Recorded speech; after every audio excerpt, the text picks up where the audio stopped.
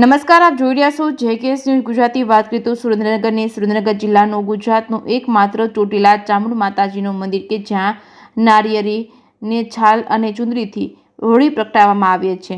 ગુજરાતમાં સૌરાષ્ટ્રના સુપ્રસિદ્ધ યાત્રાધામ સુરેન્દ્રનગર જિલ્લાના ચોટીલા ડુંગર પર ચામુંડ માતાજી બિરાજે છે. ચામુંડ માતાજી ભક્તોનું આસ્થાનું કેન્દ્ર છે, જ્યાં લાખો લોકો માતાજીના મંદિરે બાધા માનતા કરવા અને ચામુંડ માતાજીના નિજ મંદિરમાં માથું ટેકવી માતાજીના આશીર્વાદ મેળવી ધન્યતા અનુભવતા હોય છે. ભારતભરમાં 24 માર્ચના રોજ હોળી પ્રગટાવવામાં આવશે.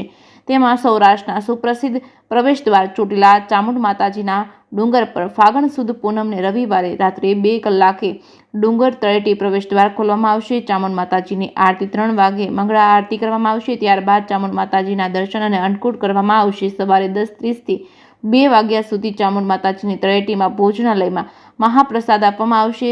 સાંજે સૂર્યાસ્ત સમયે આરતી કરવામાં આવશે. ત્યારબાદ મહંત પરિવાર દ્વારા હોળી પ્રગટાવવામાં આવશે. ચામુંડ માતાજીના મંદિરની સેવા પૂજા ગુલાબગીરી બાપુના પરિવાર દ્વારા કરવામાં આવે છે. આશરે 150 વર્ષ પહેલાંથી ચામુંડા માતાજીના ડુંગર પર હોળી પ્રગટાવવામાં આવે છે. તેમાં નારિયેળીના ખાચલા તેમજ છાલ તેમજ ચુંદડી વગેરેની હોળી પ્રગટાવવામાં આવે છે. જેકેએસ ન્યૂઝ ગુજરાતી સાથે મહેશ ઉતેરિયા, સુરેન્દ્રનગર. જય માતાજી. દર્શને આવતા સર્વે યાત્રિકોને જણાવવાનું કે આવનારી પૂનમ એટલે કે ફાગણ સુદ પૂર્ણિમા, જેને આપણે હોળીના પર્વ તરીકે મનાવીએ છીએ, જે 24/3/2024ના રહેશે.